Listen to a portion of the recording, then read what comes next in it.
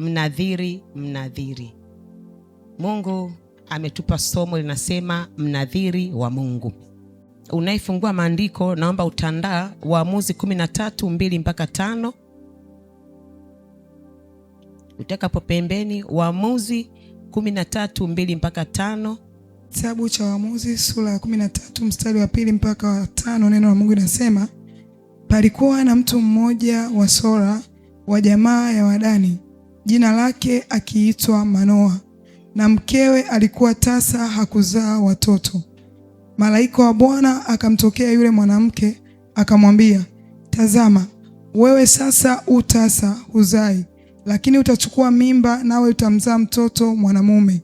Basi sasa jihadhari na kuomba, usinywe divai wala kileo, wala usile kitu kilicho najisi, kwani tazama, utachukua mimba, nawe utamzaa mtoto mwanamume, na wembe usipite juu ya kichwa chake, maana mtoto huyo atakuwa mnaziri wa Mungu tangu tumboni, naye ataanza kuwaokoa Israeli na mikono ya Wafilisti. Amen. Mungu akubariki. Kabla sijafafanua hapa, kwanza naomba twende tuangalie maana ya mnadhiri. Bwana Yesu asifiwe. Maandiko yamejieleza mnadhiri ni mtu gani na kwa jinsi gani huyu alivyozaliwa. Mnadhiri huyu ambaye anaongelewa hapa ni Samson. Haleluya. Lakini hebu twende tuangalie kwanza maana ya mnadhiri. Haleluya. Mnadhiri au ni mtu aliyetengwa au ni mtu aliyejitenga na mambo fulani ili atimize kusudi la Mungu. Kwa lugha rahisi unaweza ukasema mnadhiri ni mtu aliyewekwa wakfu. Ni mtu aliyewekwa wakfu. Mnadhiri ni mtu aliyewekwa wakfu kwa ajili ya kazi ya Bwana au kwa ajili ya kusudi fulani. Ametengwa, amewekwa wakfu, amepakwa mafuta kwa ajili ya kusudi fulani, kwa ajili ya kazi ya Bwana. Bwana Yesu asifiwe. Sasa hapa tukirudi katika andiko letu, tumesoma kwa habari ya huyu mtu mmoja aliyekuwa anaishi kule Sora, kwamba huyu mama yake, mke wa Manoa, niseme mke wa Manoa, ambaye ndio mama yake na Samson, Biblia inasema alikuwa tasa, lakini malaika alimtokea. Haleluya. Akamwambia hivi, wewe utazaa mtoto. Na huyu mtoto akaanza kumpa sasa kwamba huyu mtoto ambaye atakayezaliwa huyu atakuwa mnadhiri wa Mungu. Huyu mtoto atakayezaliwa huyu atafanyika mkombozi au atafanyika msaada wa kuokoa wana wa Israeli kutoka kwa Wafilisti. Bwana Yesu asifiwe. Kwa hiyo Mungu alimwandaa Samsoni kabla hajazaliwa. Mungu alimtenga Samsoni kwa ajili ya kusudi fulani. Akasema nitampitisha Samsoni katika familia ya Manoa ili aje afanyike sababu ya ukombozi kwa wale watu wa Israeli. Bwana Yesu asifiwe kanisa. Lakini mnadhiri huyu mama alipewa condition kwamba sasa wewe sikia, utakapobeba ujauzito wa huyu mtoto itakupasa usinywe vileo. Bwana Yesu asifiwe. Kuna mambo ya kujiepusha ambayo aliambiwa. Turudie pale. Anasema hivi, sawa Naomba nirudie pale ule mstari, kuanzia ule mstari wa 5. Kwani tazama, utachukua mimba, nawe utamzaa mtoto mwanamume, na wembe usipite juu ya kichwa chake, maana mtoto huyu atakuwa mnadhiri wa Mungu tangu tumboni, naye atawaokoa Israeli na Wafilisti. Bwana Yesu asifiwe. Lakini pale mstari wa 4 anasema, basi sasa jihadhari na kuomba, usinywe divai wala kileo, wala usile kitu kilicho najisi. Bwana Yesu asifiwe. Huyu ni mnadhiri ambaye Mungu ameishamjua, alishamwandaa atapita katika uzao wa Manoa. Lakini mnadhiri huyu inabidi atengwe, asishike vitu viovu, huyu mama inabidi aitunze vizuri hii mimba, amlee vizuri huyu mtoto, aipuke vile vitu vibaya visije vikamdhuru mtoto. Bwana Yesu asifiwe. Haleluya kanisa. Na ndivyo ilivyokuwa. Sitaendelea sana hii story, ila utaenda kusoma nyumbani. Na ndivyo ilivyokuwa. Samsoni alilelewa, Samsoni alikuwa, mama yake alitii alichoambiwa, mpaka akatokea Samsoni mnadhiri wa Mungu. Bwana Yesu asifiwe. Haleluya kanisa. Lakini sababu ya muda naomba nikukimbize kwenye point. Mimi na wewe Mungu anatujua. Yeremia 1:5 nasemaje? Yeremia 1:5 nasema hivi: kabla sijakuumba nalifanya nini? Nalikujua. Ninaomba usome ile andiko. Yeremia wakati Mungu naye anamwita katika utumishi, alikuwa ni kijana mdogo, alijitetea pale, lakini Mungu alimjua. Soma hapo ile andiko ukipata kwa haraka. Lakini wakati karibu mwanangu, soma ile andiko. Yeremia 1:5. Yeremia 1:5, neno la Mungu linasema, kabla sijakuumba katika tumbo nalikujua, na kabla hujatoka tumboni nalikutakasa, nimekuweka kuwa nabii wa mataifa. Haleluya. Bwana Yesu asifiwe. Mungu anamwambia Yeremia, kabla sijakuumba nalikujua, alafu katika tumbo alimtakasa, alafu amemweka nini? Kuwa nabii wa mataifa. Sikia nikwambie, mtakatifu wa Bwana, asubuhi ya leo, mimi na wewe Mungu anatujua. Kabla ya misingi ya ulimwengu ikuumba, Mungu anatujua. Mungu ana plani na maisha yako. Mungu ana plani na maisha yangu. Bwana Yesu asifiwe. Usije ukakaa ukajidanganya kwamba mimi Mungu ameniacha, mimi niishi kama ninavyoishi mimi nijichanganye tu. Wewe ni mtu wa Mungu. Kwanza Mungu amekuumba kwa mfano wake. Mungu alipokuwa duniani ana kusudi na wewe. Hujaja kwa bahati mbaya. Bwana Yesu asifiwe. Haleluya kanisa. Na kikubwa zaidi, mimi nikuja pa duniani kwa mpango wa Mungu kabisa.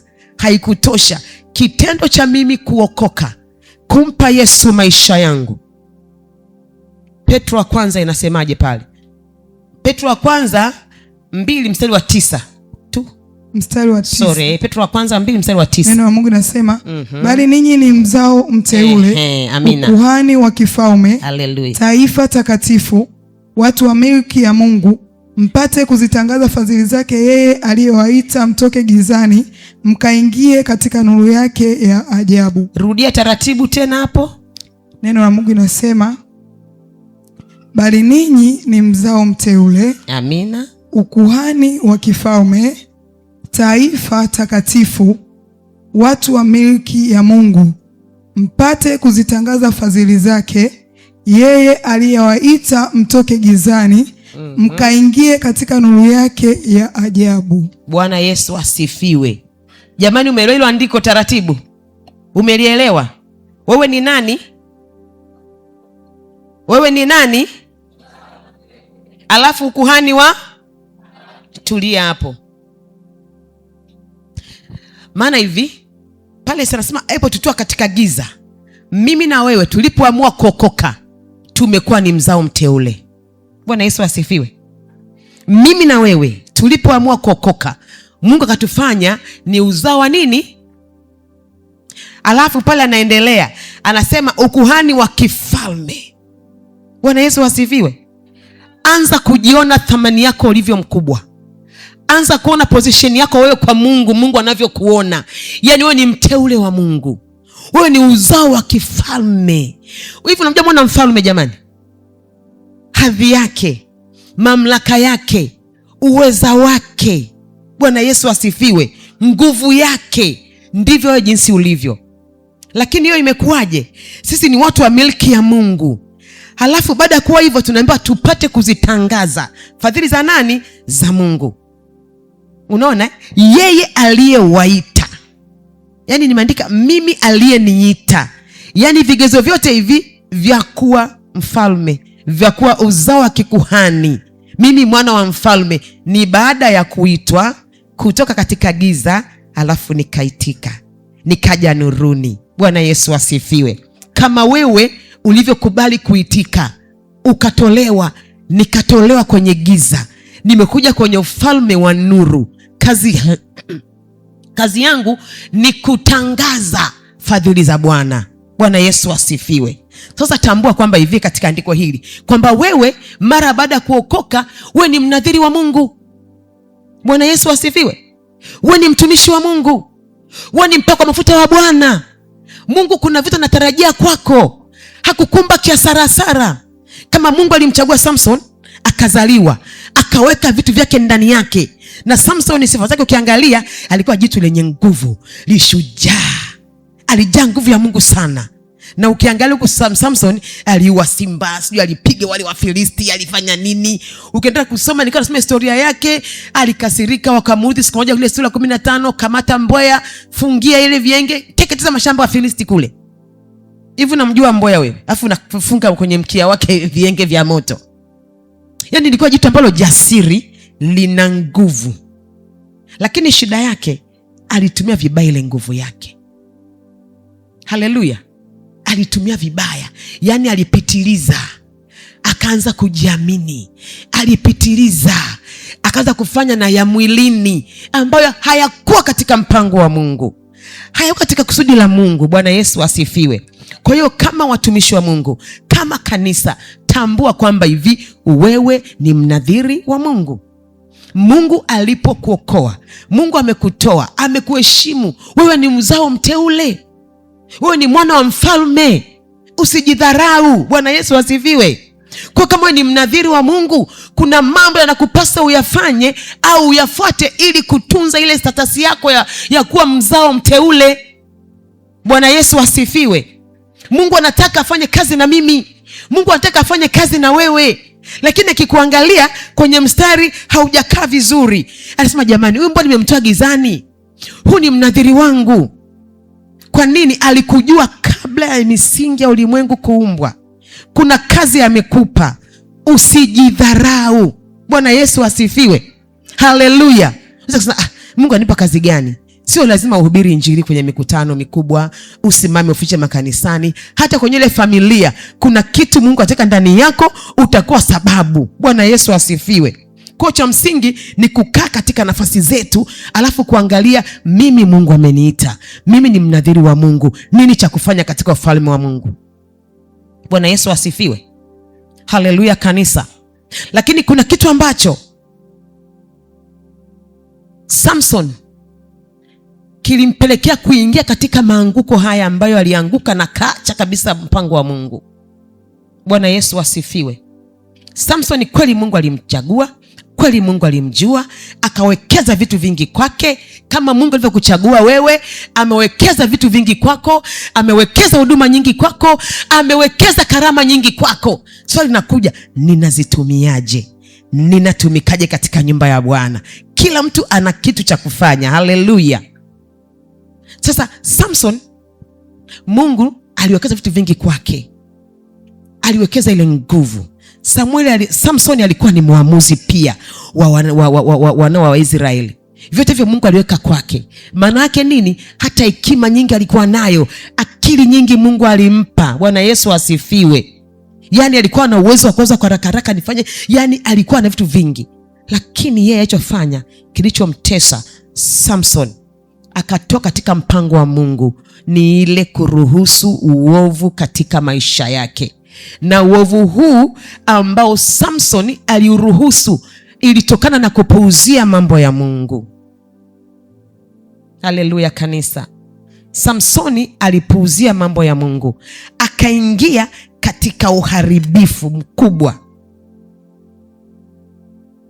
Alipopuuzia mambo ya Mungu, akafungua milango mingi ya uovu katika maisha yake, na kile kitendo kikapoteza nguvu ya Mungu kabisa kwa Samson. Haleluya. Haleluya kanisa. Samson alivyopuuzia maagizo ya Mungu, alivyopuuzia kusudi la Mungu, Samson alisababisha maafa makubwa. Lakini Samson alivyofungua ule mlango wa uovu, alivyoacha ibada, haleluya, alivyodharau mambo ya kimungu, roho ya kwanza ikaanza kumtesa, roho chafu ya uasherati na uzinzi. Tamaa.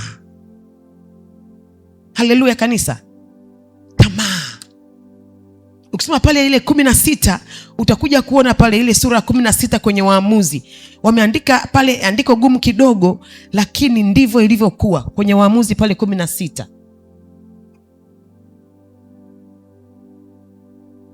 Somo ile mstari wa kwanza 16. Waamuzi 16 mstari wa kwanza tu. Uone Samson alipoanza kuanguka dhambini.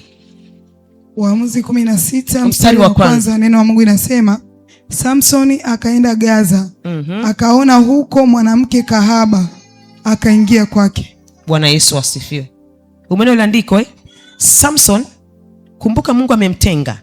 Kumbuka Mungu amemjua. Ameweka vitu vyake ndani, amewekeza vitu vyake vingi. Wazazi wakamlea vizuri. Hata huku nyuma ukiwa unafuatilia historia yake, alitaka kuoa. Na alienda kuoa kule kwa Wafilisti. Alikatazwa pale, lakini ikaendelea. Sitaongelea hapa. Wacha nikurudishe hapa. Samson, tamaa ilimponza. Alikuwa na tamaa. Biblia inasema Samson akaenda Gaza, akaona huko mwanamke kahaba, akalala naye. Angelikaa katika mpango wa Mungu, hayo asingetendeka. Bwana Yesu asifiwe. Na Mungu akaruhusu toka aliacha hilo. Maana pia palikuwa na makusudi kadha wa kadha kule mbele. Haleluya. Lakini point yangu ni kwamba Samson, kilichomwangusha, alipuuzia mambo ya Mungu. Alafu alipopuuzia mambo ya Mungu, roho ya uasi ikaingia ndani yake. Na dhambi ya kwanza iliyomtesa huyu ilikuwa ni dhambi ya uzinzi, dhambi ya uasherati. Akaingia katika mahusiano mabaya. Haleluya kanisa. Haleluya kanisa. Kumbe hata mimi na wewe, tukiacha kuheshimu mambo ya Mungu, tukiacha kumfanyia Mungu ibada ya kweli, tutafungua milango ya uharibifu katika maisha yetu. Halafu zile nafasi zetu ambazo Mungu amezikusudia, au kile kitu ambacho Mungu ameweka ndani yako, kinaanza kuondoka. Ule upako unaondoka, ile nguvu inaondoka. Kwa sababu gani? Huna nguvu tena ya kusimama kumpinga shetani, kwa sababu mimi mwenyewe nimejipeleka katika uovu. Mungu atusaidie kanisa. Bwana Yesu asifiwe. Kwa hiyo tamaa ilimponza. Tamaa ilimponza, akaanza kufanya uovu. Lakini kiini cha uharibifu wote huu ilikuwa ni kudharau au kupuuza mambo ya Mungu. Bwana Yesu asifiwe. Samson alioa Mfilisti, kitu ambacho kilikuwa chukizo mbele za Bwana. Haleluya kanisa. Hapo cha kujifunza, sisi kama tuliookoka, sisi wanadhiri wa Mungu, tusipuuze maagizo ya Mungu. Bwana Yesu asifiwe. Bado Mungu ana kazi na wewe. Hebu jioni ndio Samsoni wa leo. Mungu anataka kutumie. Wewe ndio mnadhiri wa Mungu wa leo. Mungu anataka kutumie. Bwana Yesu asifiwe. Mahali ulipo Mungu anataka kutumie. Lakini je, nguvu za Mungu nitadhihirishaje katika lile eneo ninaloishi? Haleluya. Na sasa hivi kanisa la leo tumejaa masiara mengi. Kwenye makazi zetu, kwenye vijiwe, huwezi kuona huyu ameokoka, huyu hajaokoka. Anachokiongea huyu mataifa ndio anakiongea. Yaani hakuna ile gap kwamba huyu ana kiasi, huyu anaweza kumfundisha mtu mwenzake. Mungu atusaidie. Bwana Yesu asifiwe. Tumepuuza vya kimungu, na kinachotufanya tupuuze mambo ya kimungu ni ile hali ya kuzoelea ibada. Yaani mtu anazoea tu ibada, taenda tu kanisani, si watahubiri tu, si nitaomba tu. Njoo kanisani na kwamba hivi, Mungu nataka leo useme na mimi. Mungu nataka nipokee badiliko. Mungu nitengeneze. Mimi ni mtumishi wako. Bwana Yesu asifiwe. Tumekuwa tukiuliza swali moja toka tumeanza semina yetu Januari. Unafikiri kwa nini Mungu amekuvusha 2026? Kwa nini Mungu amekusaza? Kwa nini asingekuchukua? Mungu anataka umfanyie ibada. Mungu anataka nimfanyie ibada. Bwana Yesu asifiwe. Kwa hiyo panda, tukimfanyia ibada Mungu wetu, tutakaa katika mapenzi yake. Tukimfanyia Mungu ibada, ndio chanzo cha kubarikiwa. Tukimfanyia Mungu ibada, yani tutatenda mambo makubwa ya Mungu. Bwana Yesu asifiwe. Kwa hiyo ni jukumu langu mimi na wewe, kila mtu atamani kumfanya Mungu ibada, kila mtu awe na moyo wa ibada. Tuichukie dhambi. Haleluya kanisa, tuichukie dhambi. Dhambi zimekuwa nyingi. Mungu atusaidie, Mungu atuponye, tuache mazoea na dhambi inayotutesa. Sasa hivi sisi tuliookoka ni mazoea. Tusikie watu wa nje. Bwana Yesu asifiwe. Tunateswa na dhambi ya mazoea. Tunazoelea ibada. Ukizoelea ibada maana yake hakuna badiliko. Tunaishi maisha ya ukame, hakuna bubujiko, hakuna moyo wa ibada. Kwa nini? Nimezoelea. Na tukishazoelea basi Mungu anakaa pembeni. Na ukishazoea maana yake kila kitu unajua. Ukishazoea hutaki kujifunza tena. Kwa nini? Nimezoea. Si tutaomba tu, tutakemea tu. Kinachotokea tunapoteza nguvu ya Mungu makanisani. Kwa nini? Kwa kupuuza mambo ya Mungu. Bwana Yesu asifiwe. Haleluya. Kwa hiyo Mungu anataka tumfanyie ibada, tusipuuze. Mungu anataka tusijichanganye. Haleluya. Mungu anataka tutiishe vinywa vyetu. Mungu anataka tuepuke uovu, maana alishatutoa kwenye giza. Kwa nini tena tujichanganye? Haleluya kanisa. Mungu atusaidie. Mungu ana kazi na sisi. Mungu ana kazi na kanisa. Wewe ndio kanisa, wewe ndio mnadhiri. Bwana Yesu asifiwe. Lipokee hilo. Mungu anasema wewe ni mnadhiri wake, anataka akutumie. Kuna vitu vingi amewekeza ndani yako. Umevitumiaje? Ninavitumiaje? Natamani beba hili swali, natamani tembea na hiki kitu, alafu ukijitambua mnadhiri utaepuka. Bwana Yesu asifiwe. Napo nisome ile Petro wa kwanza 2:1-3 sasa. Petro wa kwanza sura ya 2 mstari wa kwanza, neno la Mungu linasema, basi wekeni mbali uovu wote na hila yote na unafiki na husuda na masingizio yote, kama watoto wachanga waliozaliwa sasa yatamanini maziwa ya akili yasiyogoshiwa, ili kwa hayo mpate kukulia wokovu. Amen. Bwana Yesu asifiwe. Umeona sasa sisi tunakumbushwa. Mungu ameshatupa neema ya wokovu. Tumeshaondolewa kwenye ufalme wa giza. Mungu anataka nini? Anataka tuweke kando uovu wote na hila yote na unafiki wote. Yaani Mungu anataka tuweke kando. Tukiweka kando sasa tunaambiwa tuyatamani maziwa ya akili yasiyogoshiwa. Bwana Yesu asifiwe.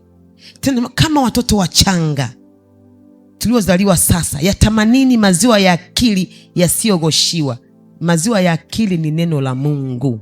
Bwana Yesu asifiwe. Haleluya. Tena tumeambiwa kabisa kama watoto wachanga. Madaktari wako hapa, manesi wako hapa. Sisi wamama tukishajifungua, cha kwanza naambiwa yasipite masaa kadhaa mtoto awe amenyonya.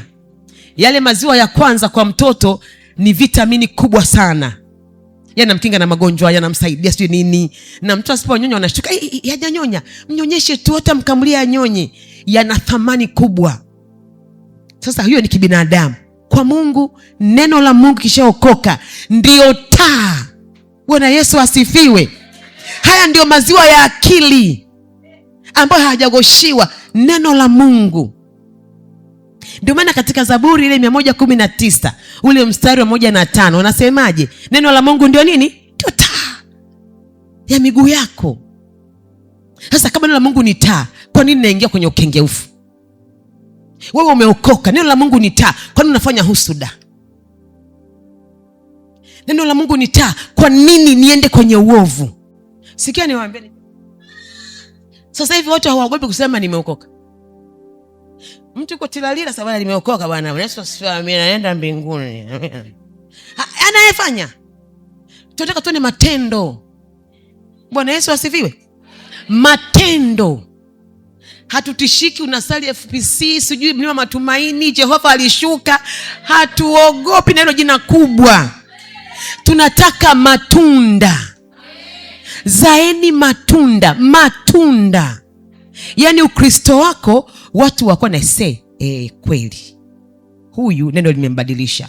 Na cha kwanza, tukitamani haya maziwa ya kila yasiyogoshiwa ambalo ni neno la Mungu, nikakaa nikalisoma, litanifundisha, mwanangu kuwa na kiasi, mwanangu sawa mara 70, mwanangu toa, mwanangu heshimu baba na mama yako. Kuna vibinti vinadharau kisa vimesoma, baba akiongea masikini sababu yeye ndio kiko form 6 basi, yes daddy what na haraka bwana, mimi anaongea na kusikia, wewe unalana wewe. Hata kama wewe mzazi darasa la 4 huwezi kumpandisha juu na kumshusha, una haraka ukamsema. Haijalishi amekupeleka English medium kwa shida nyingi, umejua akili na Kiingereza kizuri, we ni laana. Vijana unasemaje? Unakunja ndita. Wewe kijana ni mnadhiri wa Mungu, nyinyi watoto ni wanadhiri wa Mungu. Kuna vitu Mungu ameweka ndani yenu. Sasa kaa katika utii, nikae katika utii. Bwana Yesu asifiwe, haleluya. Tunakumbushwa na kitabu cha Petro, jamani, tuweke kando uovu wote, usitajwe. Uovu ni mwingi. Bwana Yesu asifiwe. Sina haja ya kuutaja hapa, ni mwingi. Ukisema uongo, yani ni mwingi, ila Mungu atusaidie. Bwana Yesu asifiwe. Maisha yetu yawe kielelezo. Popote napokuwa aseme yes, yule ameokoka. Na kule mtaani nashindwa kuwashuhudia watu kwa sababu mimi ninajichanganya. Nitawashuhudiaje wale watu? Haleluya. Kwa hiyo Mungu atusaidie. Wewe ni mnadhiri wa Mungu. Kama mama Samson aliepuka vitu vibaya ili kumtunza Samson azaliwe kama alivyopewa maagizo na malaika, kweli Samuel akazaliwa. Na wewe ndivyo inavyokupasa Samson, na wewe ndivyo inavyokupasa. Utunze utakatifu, tunza huo wokovu. Mungu hataki ujichanganye. Wewe ni mnadhiri wa Mungu. Ulipookoka na kuitambua kweli, Mungu tayari ameshakutenga.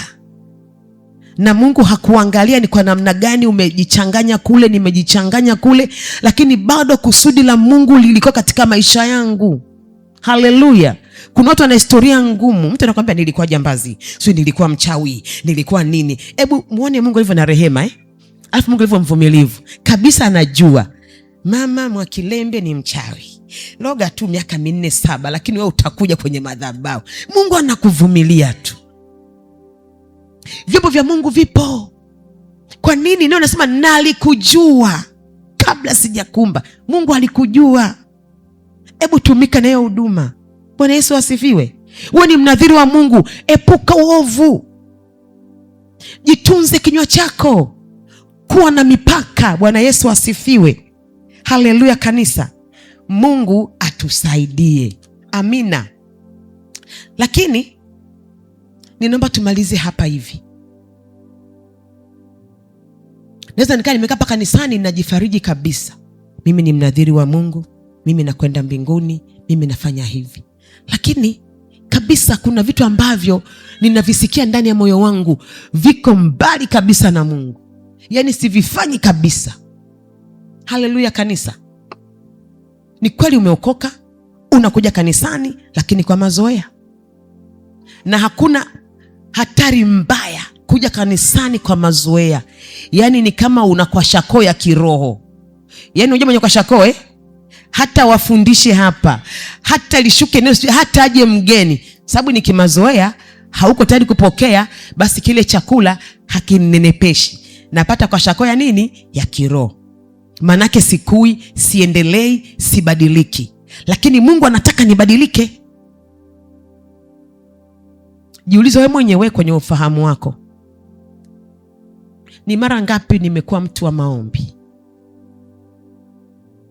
Ni mara ngapi nina ibada yangu mimi, namfanya Mungu mimi ibada private? Kuna mambo mengi Mungu anataka kutumia sema na wewe, ila anatafuta yule mtakatifu atakayesema naye.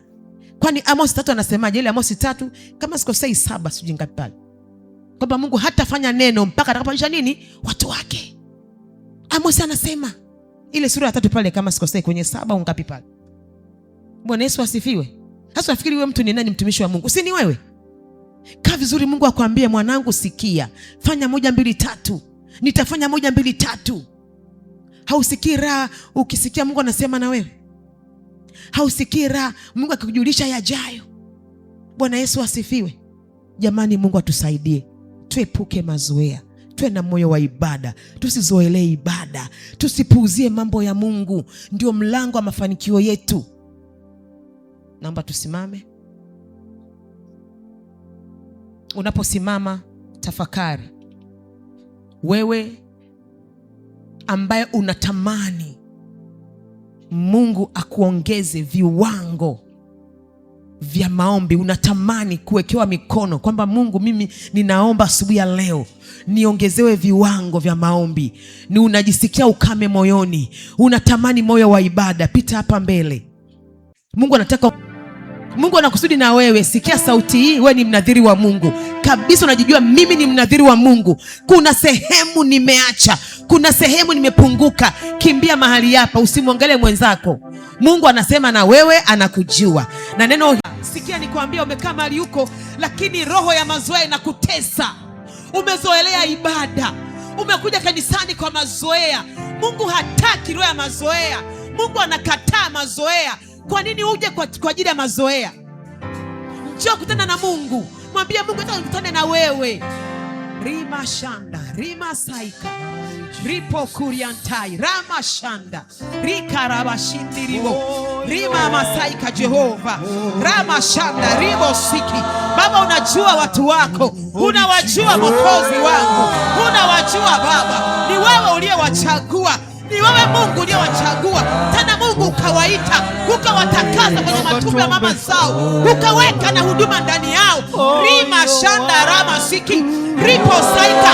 Sogea mtu wa Mungu, sogea pamoja tuombe, sogea tuombe, sogea tuombe. Rika rama shanda, sogea tuombe mahali hapa. Yuko Mungu anayefinyanga, yuko Mungu anayekujaza. Unasikia ukame wa maombi, una nguvu ya maombi, sogea kwenye madhabahu.